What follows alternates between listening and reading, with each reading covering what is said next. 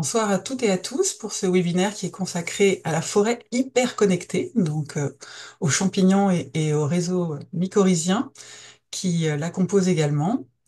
Alors nous sommes très heureux d'accueillir Francis Martin qui va justement participer à cette session webinaire ce soir et répondre à vos questions. Avant de démarrer, on vous propose toujours une courte présentation de l'association État Sauvage, que vous puissiez nous connaître et savoir ce que nous faisons. Donc, Francis, si vous avez la possibilité de passer sur la première slide, je suis preneuse.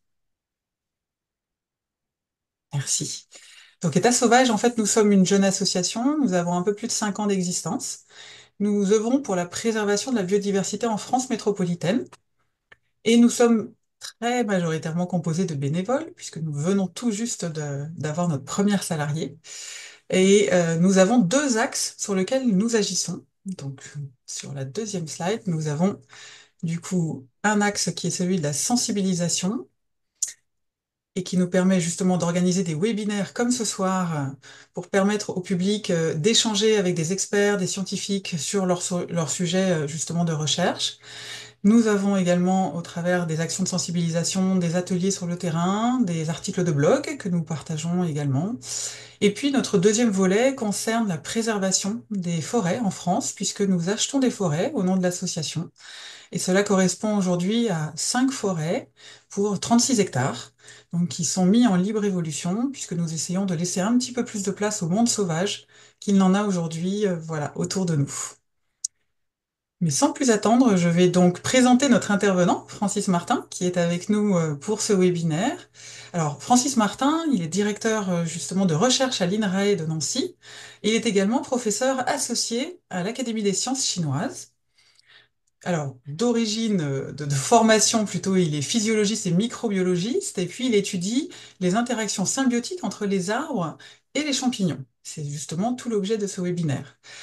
Francis Martin est également membre de l'Académie d'agriculture de France. Il est auteur de plusieurs ouvrages. On vous mettra les références à la fin du webinaire et également dans l'email de remerciements à la fin. Notamment, vous avez des ouvrages comme Sous la forêt pour survivre, il faut des alliés.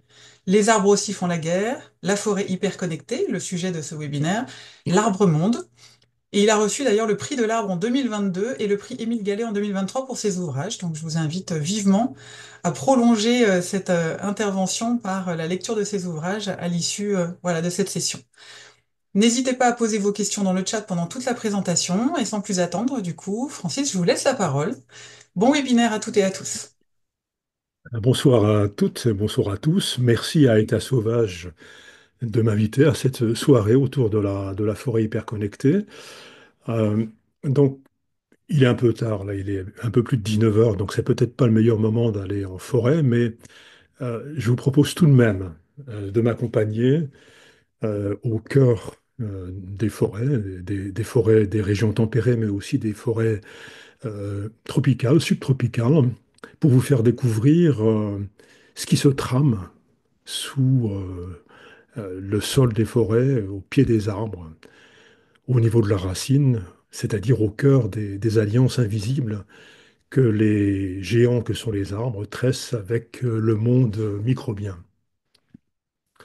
Alors, les exemples que je vais prendre ce soir, au cours de cette promenade à travers les bois, autour de cette conversation sous les arbres, sont essentiellement tirés des travaux qu'on mène dans notre équipe ici à Nancy, à l'INRAE de Nancy, une équipe, un laboratoire intitulé Interaction arbre-micro-organismes. Donc on s'intéresse tout particulièrement à ces interactions, ces associations, ces mécanismes qui permettent aux arbres de dialoguer avec les autres vivants de la forêt, en particulier avec les micro-organismes. Et en fait, on a des travaux, en particulier, je mène des recherches à la fois dans les forêts tempérées, comme vous avez sur la gauche de la diapositive, hein, une superbe hêtraie sapinière dans une des réserves intégrales lorraines qui se situe dans les Vosges, tout près d'Abrèche-Villers. C'est vraiment un endroit magique, en particulier les jours où le brouillard monte de la plaine d'Alsace. Là, on a vraiment un endroit remarquable avec beaucoup d'arbres anciens. Et puis, on travaille également sur la forêt primaire. Alors, les forêts primaires, il n'en existe plus sur le territoire métropolitain. Donc, on va mener ces expériences sur la forêt primaire, soit dans le nord de la Scandinavie, et en ce qui me concerne, dans les forêts du sud-ouest de la Chine, dans le Yunnan et le Sichuan. Donc, vous avez un magnifique exemple là sur la droite, dans un parc national qui est situé tout près de Shangri-La, au nord-ouest de Yunnan. Et là, on a vraiment des communautés végétales et fongiques, microbiennes, qui sont tout à fait particulières et associées à ces forêts anciennes. Donc, ce qui nous intéresse au plus haut point, évidemment, c'est de comprendre euh, ces relations d'interdépendance qui sont tracées entre les différents vivants de la forêt. Alors, en métropole, la forêt, qu'est-ce que c'est la forêt? Eh ben, c'est à peu près c'est plusieurs millions d'hectares, hein. Aujourd'hui, c'est à peu près 30% du territoire national qui est recouvert de forêt. Cette forêt, c'est avant tout une ressource. Encore aujourd'hui, 92% des forêts françaises sont des forêts qui sont aménagées, jardinées pour produire du bois. Il n'y a que depuis une dizaine d'années qu'une des préoccupations majeures des gestionnaires forestiers, et en particulier ceux de la forêt publique, ceux qui gèrent les forêts domaniales et les forêts communales, et c'est surtout l'Office national des forêts, se préoccupe aujourd'hui de la naturalité et de la biodiversité. C'est aujourd'hui dans nos forêts que se trouve la plus large proportion de biodiversité. Donc les forêts, c'est vraiment un lieu de naturalité où beaucoup d'entre vous, probablement, aiment se réfugier pour aller se promener, randonner. On est au contact de tout un monde extrêmement complexe qui est finalement, qui n'existe plus dans les écosystèmes ou dans nos villes, dans le milieu urbain.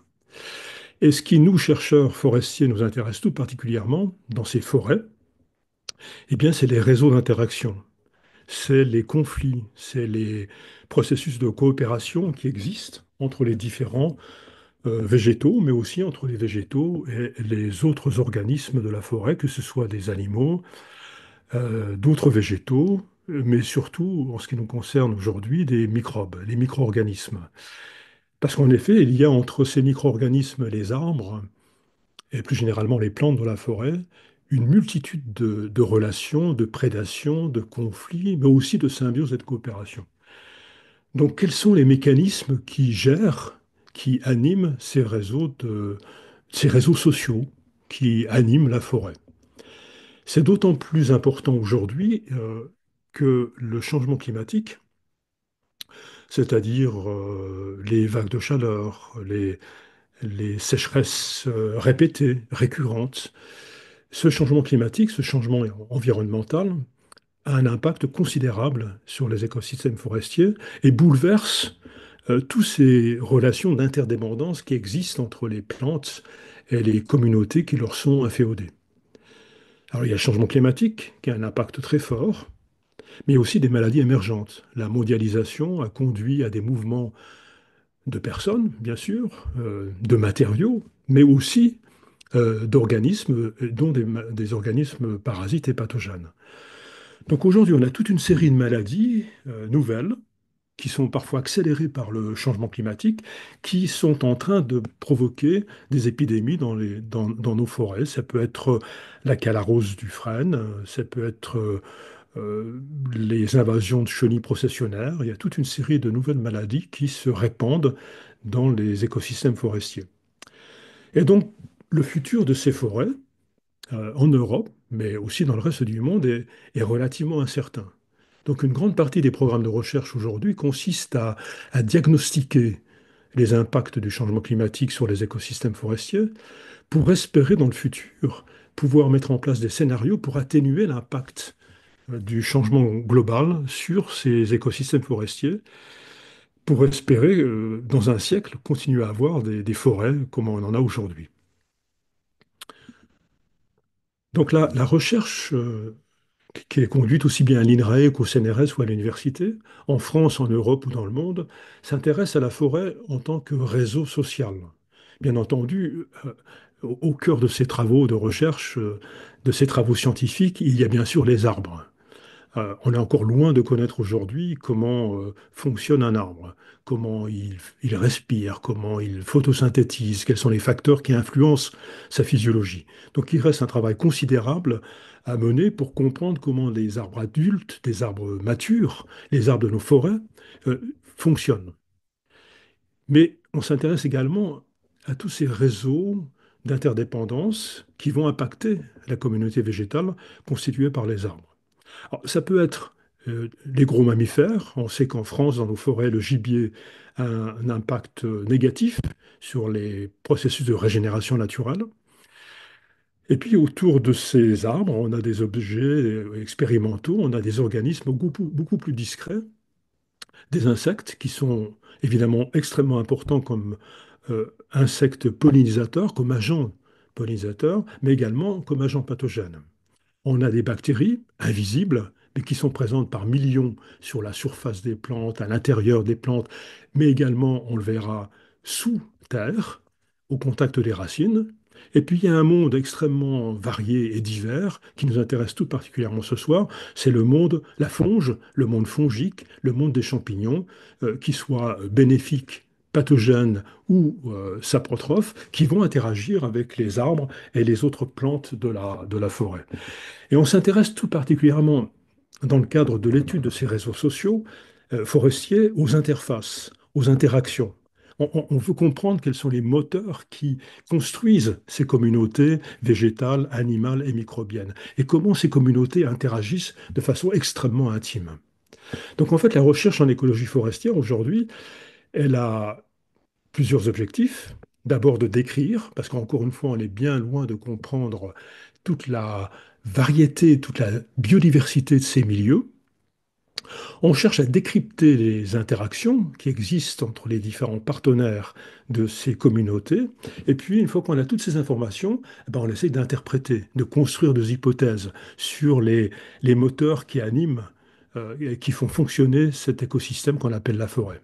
Donc ces réseaux complexes d'interaction entre les vivants de la forêt, eh ben, évidemment, ils interagissent aussi avec les communautés humaines, les gestionnaires forestiers, l'ensemble de la société est en contact avec les forêts. Donc, étudier ces interactions entre les êtres vivants de la forêt, leur environnement et nos sociétés humaines, c'est vraiment au cœur de l'écologie forestière. Et moi, je me suis intéressé depuis très longtemps, en fait, un des concepts qu'on a développé, qui est celui de l'arbre-monde. Pendant trop longtemps, on a imaginé que les organismes sur notre planète étaient des êtres solitaires, qu'on pouvait fonctionner indépendamment des autres, nous humains, mais aussi les plantes. Et en fait, on s'est aperçu depuis les années 60 que la plupart des organismes vivaient en symbiose, vivaient en coopération, interagissaient avec une multitude d'autres êtres vivants. Et si je prends ce chêne ici sur cette diapositive que vous avez là, c'est un chêne remarquablement âgé, un chêne séculaire, eh bien, la plupart des promeneurs n'imaginent pas que sur la surface des feuilles, sur chacune des branches de cet arbre, dans chacune des anfractuosités de l'écorce, dans les racines qu'on ne voit pas sur cette image, sur le sol qui entoure ce système racinaire, eh bien, il y a une communauté d'êtres vivants extrêmement diverses. On a pu compter jusqu'à 2300 espèces d'insectes, d'autres animaux, de plantes, épiphytes, de mousses, de lichens, de micro-organismes, d'oiseaux, de chauves-souris et de papillons qui dépendaient du chêne. Donc c'est vraiment cet arbre est un chêne-monde, un méta-organisme, un supra-organisme. Donc, s'il y a vraiment un message que je veux faire passer ce soir, c'est qu'il faut arrêter de considérer chacune des plantes, chacune des espèces végétales ou animales que l'on rencontre comme des êtres indépendants et solitaires. Ils ne sont jamais seuls, comme dit si bien Marc-André Solos. Ils sont en, en interaction permanente. Et ce qui est encore beaucoup plus étonnant, c'est que ce chêne, eh bien, sur ce chêne, il y a plus de 300 espèces qui dépendent totalement de l'espèce chêne. C'est-à-dire que ces organismes coévoluent avec les espèces de chênes depuis plus de 60 millions d'années. Leurs liens sont extrêmement étroits, extrêmement intimes, et si jamais l'espèce chêne venait à disparaître demain, suite par exemple au changement climatique, eh bien, c'est plus de 300 espèces qui disparaîtraient avec cet arbre. Donc, tous ces êtres vivants sont en interaction. Essayons de comprendre comment se tressent les liens entre ces êtres vivants de la forêt. D'abord, la question qu'on me pose souvent, c'est waouh, autant d'organismes dépendent du chêne, mais pourquoi donc il y a ce chêne, ce roi chêne, a-t-il une cour aussi importante qui vient euh, vivre sur ses tissus, ses organes, ses feuilles, ses racines? Eh bien, on le voit sur cette diapositive, l'arbre, chaque arbre dans la forêt est le grand fournisseur, le grand pourvoyeur de carbone. Les arbres, comme toutes les plantes, mais les arbres sont particulièrement efficaces à photosynthétiser, c'est-à-dire utiliser le gaz carbonique de l'atmosphère, l'eau qui vient du sol par le biais des racines, pour les transformer, ces éléments, en sucre soluble, utilisable, et en oxygène. Et ces sucres, en fait, vont alimenter évidemment toute la structure végétale, permettre la construction de la plante, ses feuilles, ses branches, son tronc, ses racines. Mais il y a plus d'un tiers de ces sucres qui vont être libérés et consommés par toute cette communauté d'êtres vivants qui vit dans les arbres, dans leurs racines, dans leurs feuilles, dans leurs tissus. C'est Baptiste Morisot, dans son livre Les Diplomates, qui dit en fait que tous, nous sommes prêts à dévorer le soleil. On est tous, c'est vraiment un problème écologique majeur. On est tous à l'affût de la lumière et de l'énergie qu'elle transporte. Donc en fait, ces arbres qui libèrent des sucres dans l'écosystème forestier euh, vont nourrir toute une diversité d'êtres vivants. Et si on s'intéresse tout particulièrement au sol, qui est souvent le parent pauvre des recherches scientifiques, en tout cas ça l'a été pendant très, très longtemps, pendant plusieurs siècles, plusieurs décennies, on s'aperçoit que le sol, ce sol qui entoure le système racinaire, les quelques centimètres cubes de sol qui entourent la racine et qu'on appelle la rhizosphère, les premières couches du sol, les 20 premiers centimètres du sol, là où il y a la litière, ou là où il y a la matière organique qui s'accumule, eh bien, ce sol, cette partie vivante, cette peau vivante de la Terre, héberge près de 60% de la biodiversité. Alors, c'est un bestiaire, hein, c'est incroyable. On a sur cette diapositive, j'ai essayé de vous rassembler quels étaient les, les, les organismes, aussi bien microbiens qu'animaux, qui vivaient là dans le sol. Souvent, ce sont des micro-organismes. Parfois, c'est des membres de la mésofaune ou de la microfaune. On y reconnaît des colamboles, des acariens, des isopodes. On y trouve des colamboles, on voit des vers nématodes, des bactéries, des virus, des pseudoscorpions, des mille-pattes, des organismes un peu plus gros comme les lombrics. Et puis il y a une myriade de bactéries et de champignons qui vont interagir avec les plantes. Donc 60% de la biodiversité se trouve dans les sols, et en particulier dans les sols forestiers. Et parmi ces micro-organismes, ou ces organismes qui vivent dans le sol, il y a une communauté qui a pendant de nombreuses années été sous-estimée parce qu'on ne la voit pas, en tout cas on ne la voit pas toute l'année, ce sont les champignons. Et je voudrais consacrer quelques minutes à cette alliance ancestrale vitale qui existe entre le monde des arbres et le peuple des champignons. Alors vous avez ici sur la gauche une image qui a été générée par une intelligence artificielle. Je lui avais demandé dessine-moi un champignon associé à un arbre et il a eu euh, l'extraordinaire photographie d'une amanite tumouche gigantesque associée à un très vieux chêne. Alors, dans la nature, j'ai jamais rencontré d'amanite tumouche, d'amanita muscaria aussi grosse, mais finalement, cette image traduit bien la puissance des liens qui peut exister entre ces géants que sont les arbres et ces champignons qui sont le plus souvent des êtres microscopiques, tressant un réseau de filaments fongiques dans le sol, mais qui régulièrement, alors, dans nos régions très souvent à l'automne, deviennent des organismes macroscopiques parce qu'ils fabriquent leur fructification qui va émerger du sol pour disséminer leur spores et leur patrimoine génétique. Parce que tous les promeneurs en forêt ne le réalisent pas, mais ce qu'on appelle le champignon, ce que le grand public appelle le champignon, ce n'est que les fructifications d'un organisme souterrain, souvent invisible, qui trace son chemin dans le sol et qui dessine, qui tresse une toile extrêmement importante de filaments qui se ramifient dans la litière et dans le sol. Et chaque automne, ce réseau de mycélium, de filaments fongiques, va fructifier, produire un appareil sexuel, un appareil, une structure dont le seul objectif, sous les lamelles de cette girole, ou dans le corps fructifère de cette truffe, ou sur la surface de ce satyre puant, ou sous le chapeau de ce cep de Bordeaux, eh bien, des milliards de spores vont être produites. Et ces spores, ce sont des petites structures extrêmement résilientes qui accumulent le patrimoine génétique, l'ADN de ces espèces et qui va permettre leur dissémination. Alors, quand on travaille sur les interactions entre les champignons et les arbres, ce n'est pas tellement ces fructifications qui nous intéressent, même si on ne se prive pas de les ramasser puis de les consommer, c'est surtout le mycélium, cette partie invisible du champignon.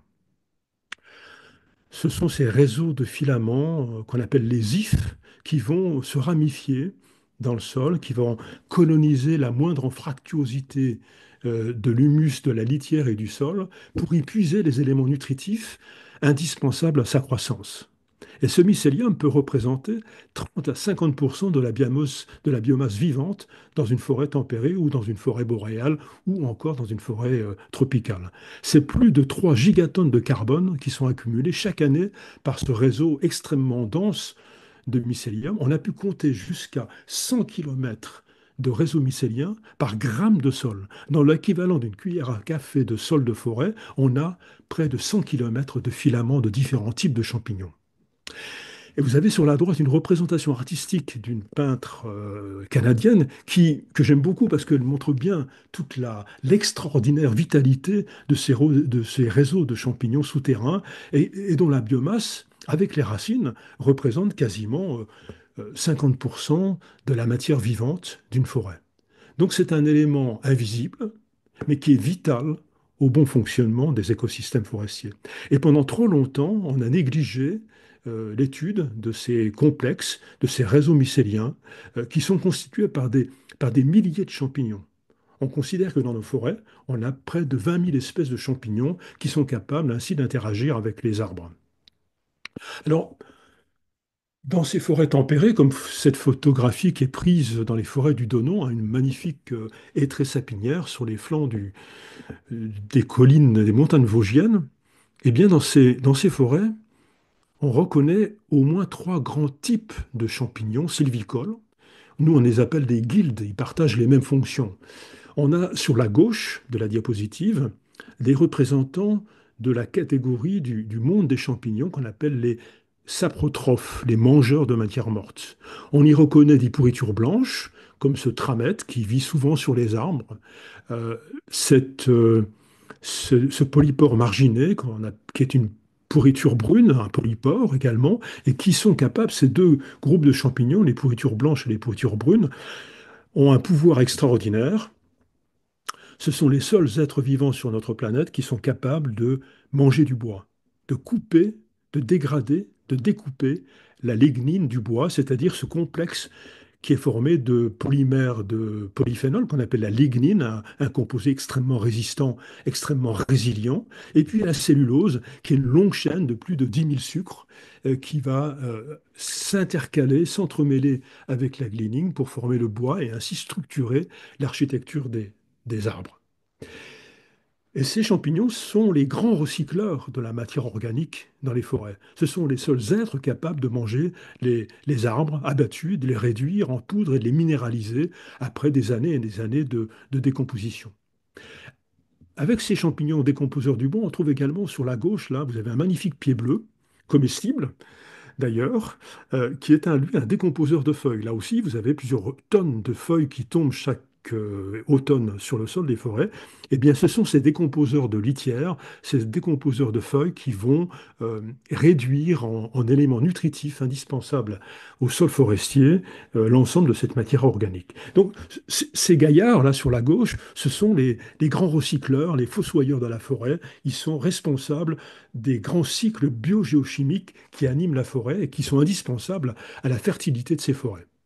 Et puis en haut à droite, vous avez les représentants du groupe des champignons qui sont capables de dialoguer avec les plantes, de dialoguer avec les arbres. Vous reconnaissez la manite tumouche, mais il y a également d'autres champignons extrêmement anciens qu'on appelle les champignons endomycorhiziens. Et puis, vous avez aussi en forêt les lichens, qui sont aussi des symbioses entre les algues et les champignons.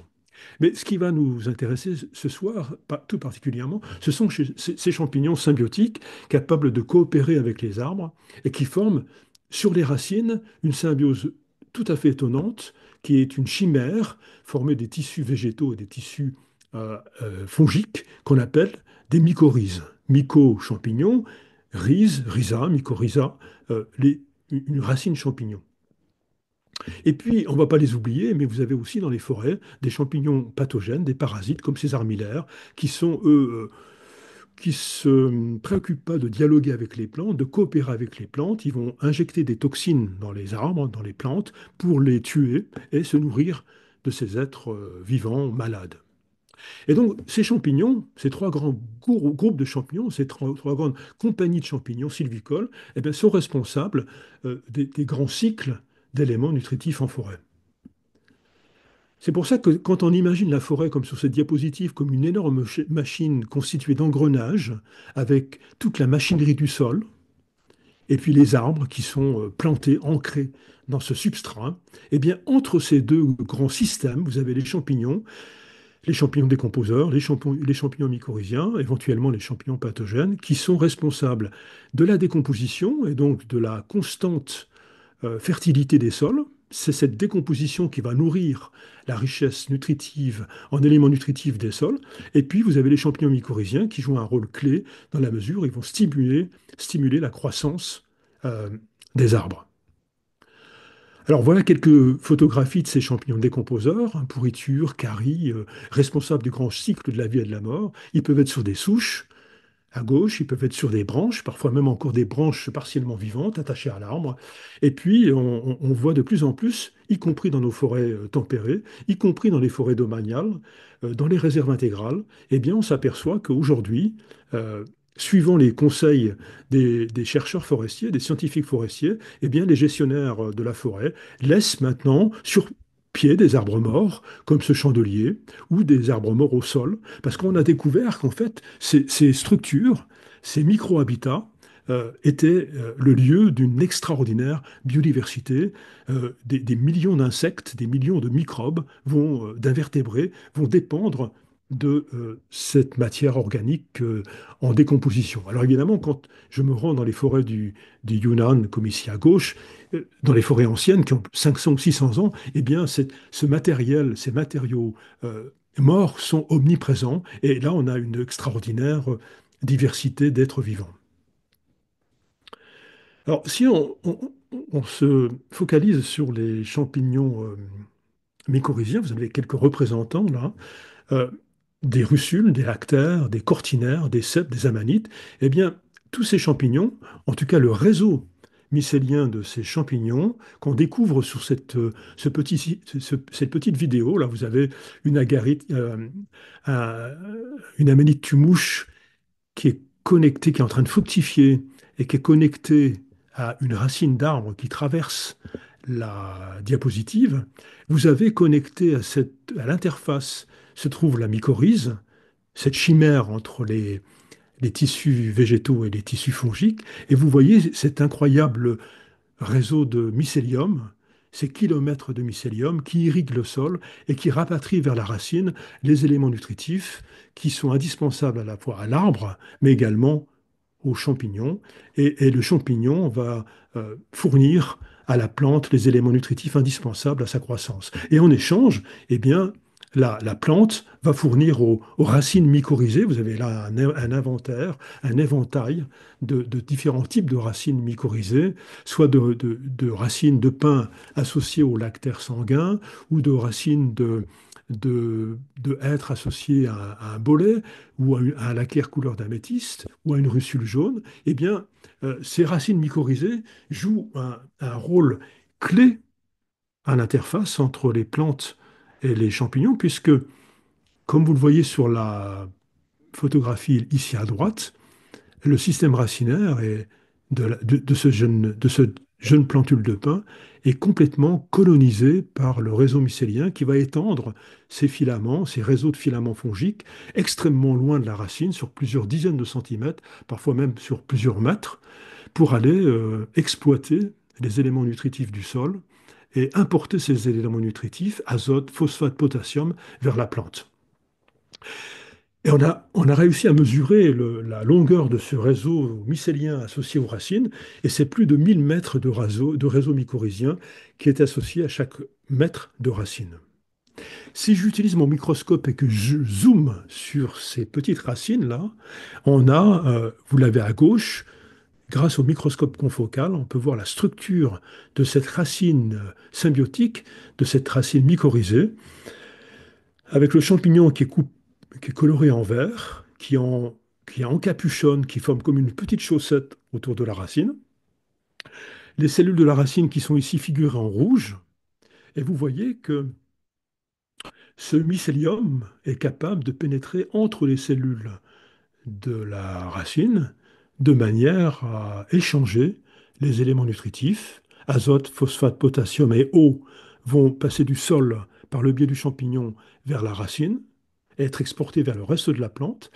Et en rétribution de ces éléments nutritifs, de ces éléments minéraux, eh bien, la plante va fournir des sucres aux champignons et à son réseau extrêmement dense qui parcourt le sol. Donc on a bien une coopération, une association, un bénéfice mutuel entre les deux partenaires.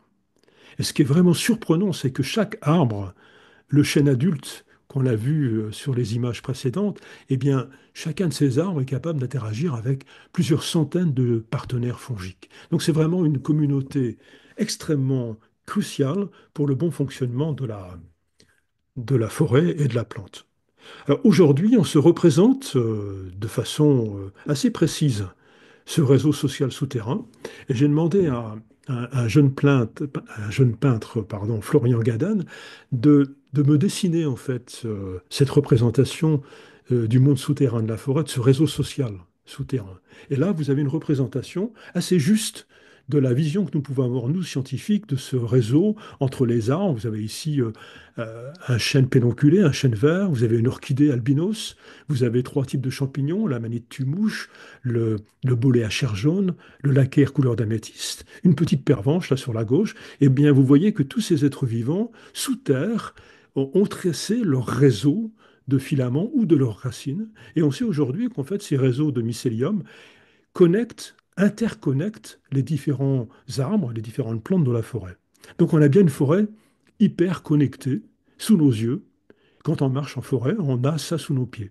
Alors aujourd'hui, le front de science, vraiment la grande question qui nous anime, c'est de savoir quelle est la quantité, quelle est la nature des sucres, des éléments nutritifs, des sucres, acides aminés, lipides, éventuellement des signaux d'alerte qui transitent à travers ce réseau souterrain. Est-ce que ces éléments qui circulent sous nos pieds peuvent être utilisés pour coordonner l'activité des êtres vivants, en tout cas des êtres végétaux et des êtres microbiens qui vivent en forêt?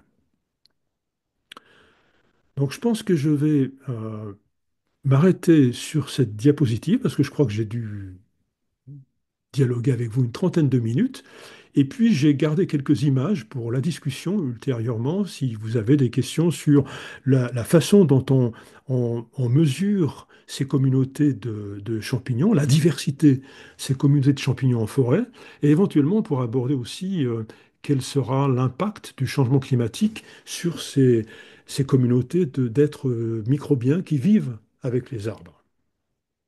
Donc là, je pense qu'on peut ouvrir, si D'accord. Julie est d'accord, ou Florence, de manière à pouvoir Oui, merci, interagir. Maurice. Vous pouvez même laisser en plein écran, du coup, le diaporama, et on va passer effectivement aux questions. N'hésitez pas à continuer à poser des questions dans le chat. Florence va pouvoir les repartager. Du coup, Florence, je te laisse la main.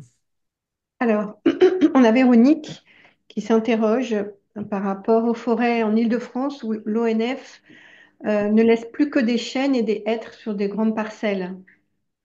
Elle demande que deviennent tous les autres organismes.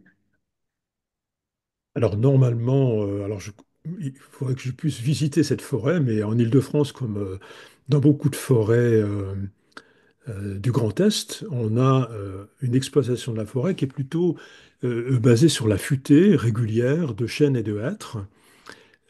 Mais généralement, sous ces hêtres et ces chênes, il y a toute une communauté d'arbustes, des petits arbres. Je pense aux noisetiers, je pense aux cornouillers, aux viornes, qui sont normalement présentes assez régulièrement sous les chênes et les hêtres. Donc en tout cas, c'est la façon dont les forêts sont généralement, ce type de forêt régulière, de futaies régulière est conduite. Donc ce serait surprenant que il n'y ait plus que des hêtres ou des chênes, ou alors c'est que cette forêt est destinée à être exploitée plus vigoureusement dans les années qui viennent.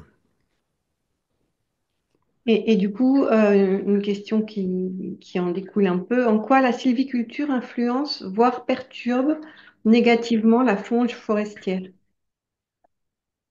Ah ben, elle a un impact considérable, hein. On a pu montrer à plusieurs reprises, hein, quelles que soient les forêts, qu'il s'agisse des forêts tempérées, des forêts boréales, par exemple les forêts scandinaves, ou des forêts tropicales et subtropicales, que c'est vraiment la communauté d'arbres, les différentes espèces d'arbres qui structurent les communautés microbiennes, qu'il s'agisse des champignons décomposeurs, des champignons symbiotiques ou des champignons pathogènes. C'est-à-dire que sous un hêtre, on a une communauté de champignons qui est différente euh, qu'avec un sapin ou avec un chêne. Ce qu'on a pu montrer assez régulièrement, c'est qu'il y existait à peu près 50% des champignons symbiotiques, si on reste sur les champignons symbiotiques, à peu près 50% des champignons symbiotiques sont capables d'interagir avec différentes espèces d'arbres. Vous prenez le cèpe de Bordeaux ou la manite tumouche qu'on a pu voir plusieurs fois sur mes diapositives, ce sont des champignons symbiotiques qui sont capables de coopérer aussi bien avec des chênes que des épicéas ou des hêtres. Ils sont relativement peu exigeants sur la nature de l'espèce avec laquelle ils vont s'associer. Par contre, il y a vraiment toute une partie importante de cette communauté de champignons, encore une fois, probablement plus de 50%, ou au moins 50%, qui sont assez spécifiques. C'est-à-dire que les lactaires, par exemple, les lactaires, ce sont ces champignons que vous avez en forêt. Quand vous prenez de la fructification, vous cassez le chapeau, il y a du lait qui sort, enfin, un lait qui est plutôt du caoutchouc qui sort du chapeau. Mais ces lactaires, on connaît des lactaires qui sont strictement inféodés au hêtre, ou au mélèze, ou à l'épicéa, ou au sapin. Donc là, évidemment, si on coupe les sapins, ben, l'ensemble des espèces de champignons qui sont associées intimement aux sapins vont disparaître. Donc la réponse à la question est oui, la gestion forestière a un impact majeur sur la structure, sur la diversité, sur la distribution de ces communautés de champignons, ou plus largement des communautés microbiennes et d'insectes. C'est-à-dire que tous les êtres vivants que j'ai mentionnés, tous les invertébrés, les microbes et les insectes qu'on trouve en forêt, sont fortement dépendants de la communauté végétale, et en particulier des géants qui poussent dans les forêts, que sont les arbres. Alors, on a deux questions là qui concernent la décomposition du bois. Est-ce que les insectes xylophages participent aussi à la décomposition du bois? Tout à fait, tout à fait. Euh, c'est vraiment quand l'arbre meurt, ou quand l'arbre est abattu, ou quand une tempête provoque un chablis et que les arbres se retrouvent au sol, on va assister à une extraordinaire compétition entre une multitude d'insectes et une multitude de champignons qui, par vagues successives, vont coloniser cet arbre mort. Donc c'est vraiment une explosion de vie. Cette mort de l'arbre va créer, va générer une explosion d'activité, d'une diversité surprenante d'êtres vivants. Et en particulier, les insectes xylophages, donc mangeurs de bois, vont avoir un rôle clé parce que ce sont eux qui vont fragmenter la matière organique, le bois, qui vont fragmenter les feuilles mortes, si on s'adresse aux feuilles. Donc il y a toute une armée de, d'organismes, d'insectes qui vont découper, manger, broyer, mâchouiller la matière morte de la plante, de l'arbre, et les champignons vont exploiter ces déchets. En fait, ces insectes facilitent la digestion, la décomposition des arbres. Et ce qui est vraiment encore plus incroyable, c'est que la plupart de ces insectes xylophages, ils sont capables de manger du bois parce qu'ils ont une symbiose dans leur mâchoire. Ils hébergent des champignons qui vont les aider à décomposer le bois, à creuser des galeries, à fragmenter la matière organique. Donc ce n'est pas vraiment le tube digestif du champignon qui est capable de digérer le bois qui est avalé par ces insectes. C'est une symbiose, c'est une communauté de champignons spécialistes qui est hébergée par ces insectes et qui va les aider à digérer, à décomposer la lignine et la cellulose pour en faire des sucres assimilables par ces insectes. Donc il y a une réelle coopération entre le monde des insectes, ce milieu extrêmement riche d'une extraordinaire variété, et le monde des champignons. Ils sont tout à fait complémentaires. Et à la fin, eh bien, ce sont les champignons qui vont se charger des dernières étapes au bout de 10, 15, 20 ans de décomposition, quand l'arbre est réduit quasiment en poudre. Eh bien, ce sont ces champignons qui vont, décomposeurs, qui vont extraire les éléments nutritifs ultimes de cette matière organique morte pour créer la litière, pour créer la fertilité du sol. Et ce qui est vraiment excitant, enfin pour moi en tout cas, qui nous passionne, c'est de réaliser que ces champignons décomposeurs qui ont un rôle si efficace dans la création, dans la constitution de cette matière organique extrêmement fertile, eh bien c'est dans cette matière organique que les réseaux de champignons symbiotiques vont aller puiser. Donc il faut imaginer que dans cette litière, vous avez les réseaux de filaments des champignons décomposeurs qui viennent s'entremêler au réseau de champignons symbiotiques, et tout ça exploite de façon optimale le sol, sa richesse en éléments nutritifs, et l'arbre va profiter de cette fertilité. Merci. Donc, ça répond aussi à la question suivante de Chloé. Par quel mécanisme les saprotrophes décomposent-ils la matière? La décomposition n'est-elle pas réalisée par le règne animal? Là, vous venez Non, de... c'est vraiment les. En fait, les champignons sont les seuls, enfin, quasiment les seuls êtres vivants sur notre planète qui ont la capacité de découper la molécule de lignine et de cellulose. En tout cas, de lignine. Ce sont ces champignons qui, il y a probablement 180 millions à 200 millions d'années, il y a un groupe de champignons qui est apparu sur Terre, qui a inventé une enzyme. Alors pour les spécialistes, on l'appelle une peroxydase à manganèse, une lignine peroxydase. C'est une enzyme qui a une capacité extraordinaire de couper ces complexes polyphénoliques que constitue la lignine. Et le jour où ces champignons ont inventé cette machine enzymatique, cette nanomachine enzymatique, ben, ils ont pu exploiter le bois, et des milliers d'espèces de champignons sont apparues sur Terre pour exploiter au maximum cette invention biologique qui a révolutionné en fait le cycle du carbone sur notre Terre. Si ces champignons n'existaient pas, on serait submergé de détritus, de matière organique. Alors, une question supplémentaire. Quel rôle jouent les champignons dans le cycle du carbone et notamment sa séquestration dans le sol? Bah, c'est un petit peu ce je viens de vous préciser, c'est-à-dire que ces champignons, grâce à leur capacité, en tout cas ces champignons décomposeurs, grâce à leur capacité à découper, à digérer, à dégrader la lignine et la cellulose, c'est-à-dire le bois, eh ben, ils ont un rôle clé parce que le bois, c'est l'élément qui séquestre le carbone. Alors quand ces champignons décomposeurs commencent à digérer, à dégrader le bois, ben, ils libèrent une quantité importante de sucre. Une partie de ces sucres sont utilisés par le champignon pour respirer, donc il libère du CO2 sous forme de respiration. Mais fort heureusement, une grande partie de ce carbone va rester immobilisé dans les structures qui construisent les filaments fongiques. Toute cette toile souterraine de champignons, les champignons qui utilisent le carbone de l'arbre vont utiliser ce carbone pour fabriquer leur propre structure. Et ces champignons fabriquent un polymère qu'on appelle la chitine. Et la chitine, le même polymère que les crustacés utilisent pour fabriquer leur carapace. C'est vraiment ces structures extrêmement solides, rigides, ces filaments.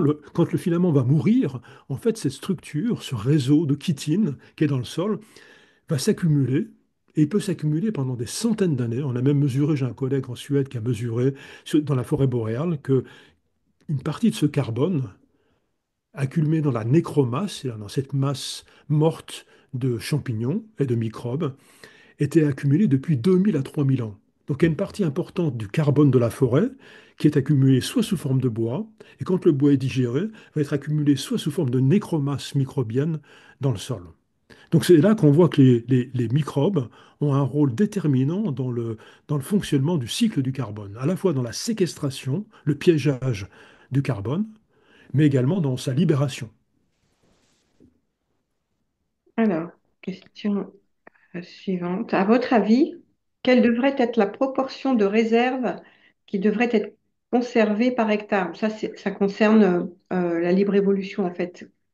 Quand vous dites Oui. que vous avez, enfin, on laisse maintenant des gros bois au sol et Alors il y a plusieurs éléments de réponse, là. On a euh, inscrit dans les textes de gestion des forêts, en tout cas les forêts domaniales, c'est-à-dire celles qui sont gérées par l'Office national des forêts, la forêt domaniale, la forêt publique, ou les forêts communales qui sont également gérées par l'ONF. La réglementation impose un certain nombre d'arbres morts sur pied.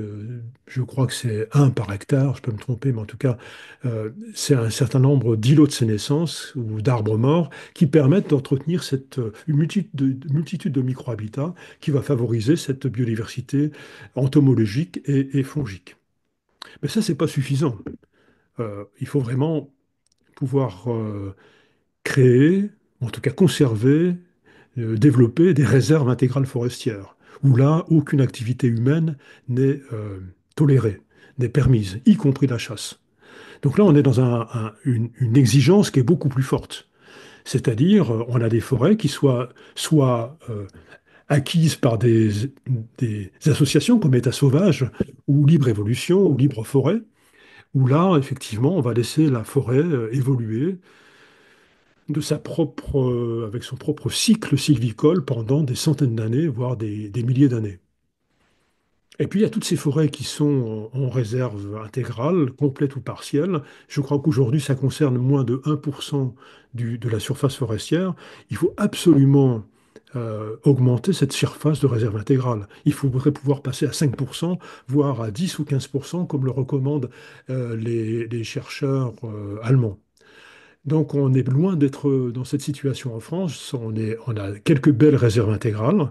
On en a de plus en plus. On a des sites Natura 2000, on a des zones protégées, mais des forêts qui sont intégralement préservées, interdites à toute activité humaine, on en a encore trop peu.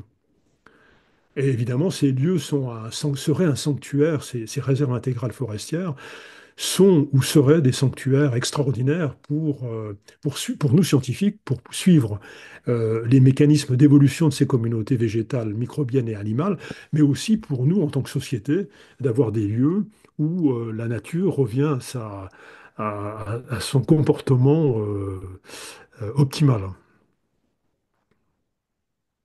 alors, une autre question. Quels sont les facteurs qui expliquent qu'on a des associations symbiotiques préférentielles entre certaines essences d'arbres et certaines espèces de champignons? Alors là, c'est vraiment une question très intéressante parce qu'on est sur un des fronts de science. Là, aujourd'hui, on essaye de comprendre, nous autres biologistes moléculaires qui travaillons sur ces interactions symbiotiques, euh, comment, comment la plante peut-elle reconnaître un partenaire fongique? Comment une plante peut-elle permettre l'intrusion dans ses tissus racinaires de ses partenaires fongiques? Et comment peut-on expliquer la préférence d'hôtes ou la préférence ou la spécificité d'hôtes pour un grand nombre de champignons? Alors aujourd'hui, on n'a pas de réponse. On a des pistes de recherche. On a quelques éléments qui nous laissent penser qu'en fait, à la surface des cellules du champignon, qu'on appelle les ifs, et à la surface de la racine, il existe un mécanisme moléculaire un peu très proche d'un système de récepteurs et, et de ligands, c'est-à-dire de clés et de serrures. Il faut imaginer que sur la surface de la racine, il y ait des serrures et que seul un certain nombre de champignons ont les clés pour pouvoir rentrer, faire tourner la clé qui leur permet d'entrer, d'ouvrir la porte pour rentrer dans ces racines. Donc on a vraiment des mécanismes probablement très fins, euh, très complexes d'interaction hôte récepteurs qui sont probablement assez proches des mécanismes de défense chez les animaux, des systèmes de défense immunitaire. On pense que le champignon est capable, une fois qu'il a touché la surface de la racine, de mettre en route, de mettre en branle toute une série de processus moléculaires qui impliquent des mécanismes de reconnaissance du soi et du non-soi. Et une fois que le champignon est reconnu comme étant un champignon bénéfique, il faut que ce champignon puisse maîtriser les défenses immunitaires de la plante pour pouvoir pénétrer dans la racine, coloniser la racine et au bout de quelques jours représenter jusqu'à 50% de la masse de la racine. Donc là, on a pu montrer dans notre équipe qu'en fait, les champignons symbiotiques étaient capables d'injecter dans les cellules de la racine des petites protéines, des petits peptides, un peu comme les peptides hormonaux circulant dans notre corps, nous autres humains. Eh bien, le champignon est capable d'injecter des petits peptides dans les cellules de la racine, petits peptides qui vont maîtriser, contrôler, neutraliser le système de réaction de défense de la plante. Donc il y a un équilibre très délicat qui se déroule là au niveau intime, moléculaire, entre le champignon et la plante. Et en fait, le champignon prend contrôle du système racinaire de son hôte. Et inversement, on a pu montrer que la plante injectait également des petits peptides dans le champignon pour contrôler une partie du métabolisme du champignon. Donc on a une boucle de rétroaction extrêmement compliquée qui détermine la préférence d'hôte et qui détermine et qui permet la colonisation de la racine par le champignon. Bah, c'est vraiment euh, extrêmement excitant pour nous d'essayer de disséquer, de décrypter ces mécanismes extrêmement intimes qui déterminent une des fonctions, la symbiose, et qui finalement détermine le bon fonctionnement de la forêt. Alors, question suivante. Il y a beaucoup de questions, hein. Ah ouais, j'imagine bien, c'est un sujet passionnant.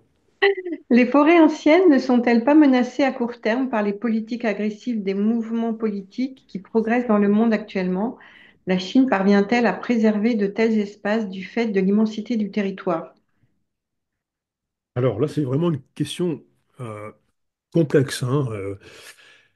Alors, en forêt métropolitaine, la surface forestière aujourd'hui en France, en métropole, elle est considérablement plus importante qu'à la fin du 19e siècle. Il faut bien réaliser que en 1800, au début du 19e siècle, il ne restait plus que 10 millions d'hectares de forêt qui avaient été terriblement exploité par les communautés gallo-romaines, par les communautés du Moyen Âge, par la révolution industrielle du XVIIIe siècle et du XIXe, et donc on avait quasiment épuisé nos forêts métropolitaines. Il y a eu une prise de conscience considérable à l'époque, et l'administration a mis en place en 1840 une série de nouvelles réglementations, de grands projets de replantation, de reforestation. Et aujourd'hui, on est passé à 30 millions d'hectares. Donc on a une forêt qui occupe 30% de la surface. Alors, j'ai dit 30 millions, c'est 10 millions d'hectares, 10 à 11 millions d'hectares, et 30% de la surface métropolitaine. Donc on peut dire qu'en France, la forêt, elle a considérablement augmenté de surface. La quantité de bois sur pied, depuis 30-40 ans, a doublé. Donc, le changement climatique, avec l'augmentation de la teneur en CO2, a eu un effet extrêmement positif sur enfin, a nourri les arbres, et a stimulé la croissance des arbres, puisqu'on a un effet de serre. Plus il y a de CO2, plus il y a de fixation du CO2, plus il y a de photosynthèse, plus il y a de sucre, plus il y a de bois. Donc, jusqu'à tout récemment, le changement climatique a eu un effet positif. Donc ça, on peut dire que les forêts ne sont pas toutes en bonne santé en France, mais en tout cas, on a une surface forestière qui est en accroissement constant. Et suite à l'effet du changement climatique, et puis deux autres facteurs importants qui sont la déprise agricole, où évidemment, aussitôt qu'un pasteur, un éleveur, un agriculteur abandonne une vallée dans nos montagnes, qu'il s'agisse des Vosges, des Pyrénées ou des Alpes ou du Massif central, évidemment, la forêt va recoloniser le territoire. Donc une bonne partie de cet accroissement, de cet accru de la surface forestière française est aussi le résultat de cette déprise rurale, de cette déprise agricole et de grands pans du Massif central, en fait, sont recolonisés par les forêts, par les buissons, par les arbustes, suite à cette déprise agricole. Et puis, il y a aussi une volonté très forte des gestionnaires forestiers, en tout cas de la forêt publique, de favoriser la régénération naturelle et éventuellement parfois de replanter. Donc ça, je dirais qu'en France, évidemment, le changement climatique est en train de modifier les paysages forestiers. J'ai pas eu le temps d'aborder cette partie de ma présentation, mais c'est clair qu'on assiste à une multiplication des dépérissements, et donc la forêt euh, court des risques aujourd'hui. Hein. Cette forêt qui était en pleine expansion depuis quasiment un siècle, plus de 150 ans, elle est en train de vivre une période difficile, et on observe que les dépérissements et les maladies se multiplient suite aux sécheresses récurrentes qu'on a vécues ces dernières années. Donc l'avenir est peut-être pas aussi rose que je vous le dis là. Alors si on va vers l'Amérique du Sud, ou l'Amérique du Nord, où le président actuel voudrait bien supprimer toutes les protections environnementales, là, évidemment, la forêt, elle peut être très rapidement l'objet d'exploitation massive par les grands groupes, les grandes multinationales forestières. Alors, notre auditrice posait la question de la Chine. La Chine, c'est un cas intéressant parce qu'en fait, la Chine a réalisé très vite que à cause de sa population extrêmement importante, de l'explosion démographique et économique, ben, il y avait un grand risque pour l'environnement. Depuis une vingtaine d'années, la Chine s'est mise à protéger d'immenses parties du territoire chinois, et en particulier ces régions de montagne où j'ai la chance de pouvoir expérimenter. Le Yunnan, le Sichuan, c'est des régions, des provinces au sud-ouest de la Chine où le territoire, quasiment 60% du territoire est recouvert de forêts, et il reste encore de nombreuses forêts anciennes, voire des forêts primaires dans ces régions, qui sont de plus en plus protégées. Mais évidemment, le contre-coup, c'est que si les Chinois, les exploitants forestiers chinois ne peuvent plus exploiter le chêne en Chine, ben, ils vont l'exploiter en France. Ils viennent acheter les coupes de chêne en Europe et en France, ou ils vont exploiter les forêts indonésiennes ou australiennes. Donc il y a toujours quelque part, même quand on essaie de faire une politique pro-environnementale, on court le risque de déplacer sur notre planète ces problèmes d'exploitation, de surexploitation de la forêt. Très bien. Alors, question suivante. Les études récentes montrent qu'il existe aussi certaines formes de lutte ou combat entre les arbres. Il n'y a pas que de la coopération. Est-ce que les champignons y participent et de quelle manière? Oui, bien sûr. Hein, j'ai beaucoup parlé de coopération là aujourd'hui. Hein. Je voulais mettre en valeur cette symbiose, cette vision de la forêt positive, de coopération entre les êtres vivants. Ah, la forêt, c'est pas un monde de bisounours non plus. Hein. C'est-à-dire qu'il y a des conflits permanents, il y a des combats, il y a de la prédation. On mentionnait tout à l'heure les insectes, évidemment, qui ont un rôle euh, dans le cycle du carbone, mais ils sont aussi des grands dévoreurs de plantes. Hein. Chaque printemps, là le printemps, j'espère qu'il ne va pas tarder, d'ici un mois, vous allez voir apparaître ce moment extraordinaire où toute la forêt commence à verdir, toutes ces jeunes feuilles qui apparaissent au printemps. En quelques semaines, 20 à 30% de ces feuilles vont être consommées par une myriade d'insectes qui se nourrissent, qui sont des herbivores, et qui vont donc se nourrir de la forêt. Et c'est pour ça que les arbres font la guerre. C'est pour ça que les arbres ont développé des mécanismes de défense extrêmement sophistiqués, bon, qu'on n'a pas le temps de détailler ce soir, mais qu'on pourra éventuellement évoquer lors d'un prochain webinaire. Mais les arbres, comme toutes les plantes, ont des systèmes de défense aussi sophistiqués que les mammifères, aussi complexes dans leur fonctionnement et dans leur structure, dans leur composition, que celle des animaux. Donc les plantes sont en lutte les uns avec les autres. Chaque arbre, chaque plante dans la forêt lutte pour la lumière. Tous les êtres vivants, végétaux dans une forêt, leur seul objectif dans la vie, c'est de monter le plus haut possible pour capter le maximum d'énergie, de photons du soleil. Et évidemment, ils sont tous en conflit. Les chênes, les hêtres, au sein d'une communauté de la même espèce, bah, tous les hêtres et tous les chênes dans la forêt se battent les uns avec les autres pour acquérir le plus grand volume de lumière, pour la plus grande quantité de lumière. Et un exemple typique de ce conflit entre les arbres, c'est le chêne et le hêtre. Le hêtre est un arbre extrêmement vigoureux, et si, qui est capable de, avec son feuillage extrêmement dense, il est capable de capter 95% de la lumière du soleil. Rien ne pousse sous un hêtre.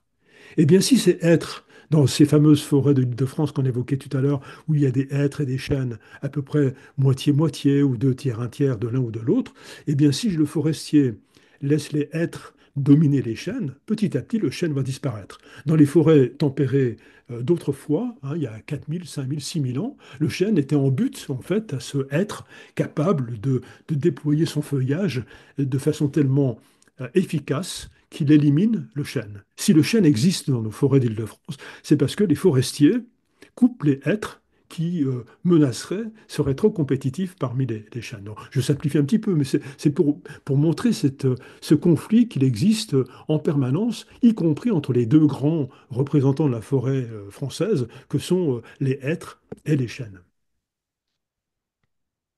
Alors, une autre question. Sait-on si les mycorhizes sont toujours pacifiques ou si elles peuvent être agressives et passer en force? Y a-t-il des leaders? Des leaders. Alors, là aussi, vraiment, ce soir, on a des questions extrêmement intéressantes et qui permettent d'élaborer, de discuter avec plus de détails ces interactions. Bien entendu que tout n'est pas noir et blanc et que parfois, quand les champignons mycorhiziens s'installent, ils- surtout sur des petites plantules, quand l'arbre a quelques mois, eh bien, on s'aperçoit que le prélèvement de sucre par le champignon, j'aurais plutôt dire par le cortège de champignons, parce que même sur une plantule, on peut déjà avoir une dizaine d'espèces de champignons différents, eh bien, le prélèvement de sucre est tel que la jeune plantule va devenir chlorotique, jaunir, parce elle est affaiblie par la présence massive et le prélèvement massif de sucre par ces champignons. Mais c'est qu'un passage transitoire. Très rapidement, le bénéfice lié à la présence de la symbiose, lié à la présence des champignons mycorhiziens, qui va apporter un volume beaucoup plus important d'azote, de phosphate et de potassium, d'eau et de microéléments, ça va à ce moment-là stimuler dans un deuxième temps la croissance de la plantule et un équilibre va se trouver entre les deux partenaires. Et puis pour une grande partie de la vie de la plante, eh bien, cet équilibre délicat entre le champignon et la plante, et comme je le précisais tout à l'heure, on n'est jamais certain si l'un domine l'autre. C'est sur le fil de rasoir.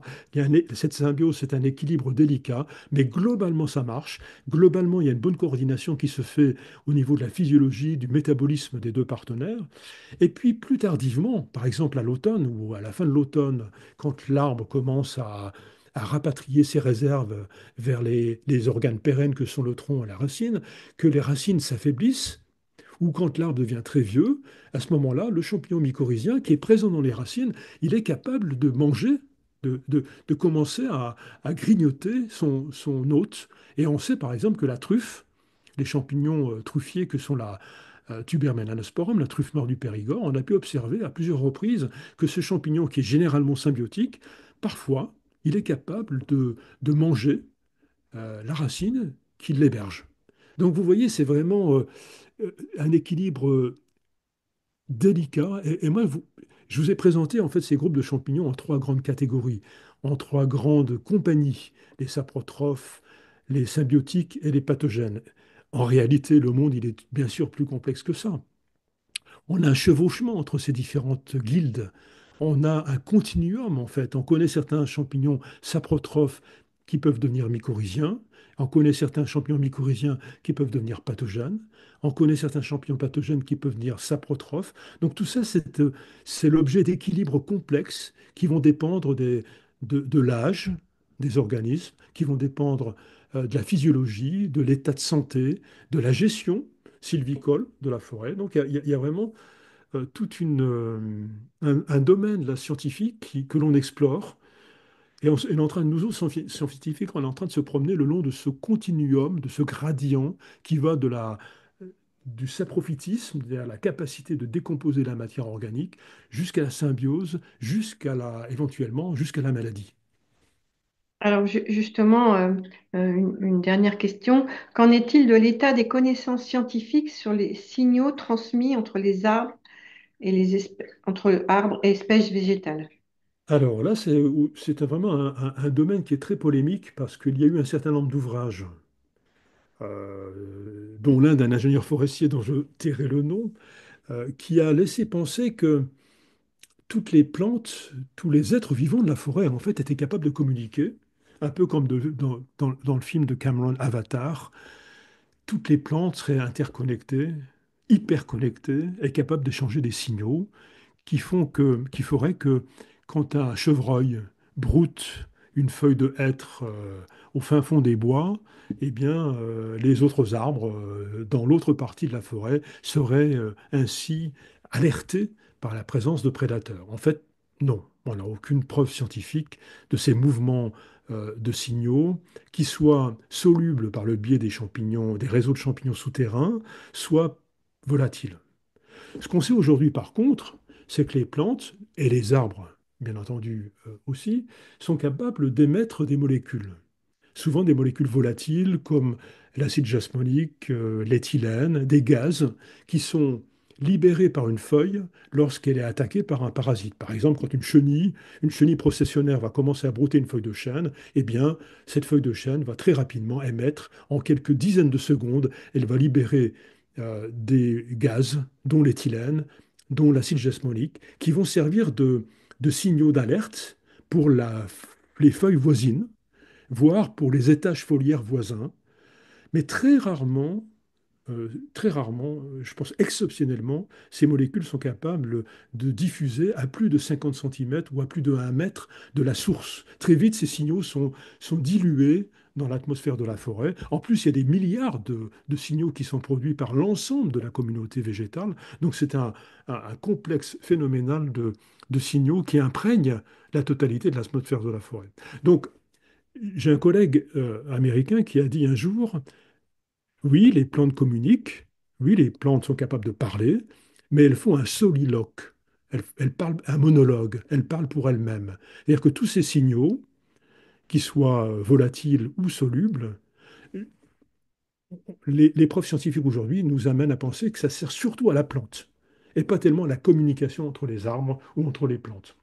Mais c'est un sujet qui est très polémique, et c'est un sujet sur lequel il y a de nouveaux projets de recherche qui sont développés pour tester ces éventuels moyens de communication entre les plantes ou entre les arbres d'une même communauté. Je vais reprendre la main Voilà, et je crois que j'ai être répondu gardienne à du une... temps. Il y a encore des questions, mais c'est vrai qu'on a déjà dépassé d'une douzaine de minutes. Peut-être vous proposer, Francis, si vous souhaitiez afficher les titres des ouvrages qui étaient sur votre diaporama pour que le public Oui, ait... donc là, en fait, c'est les 4 ouvrages que j'ai commis ces dernières années pour essayer de faire passer cette passion.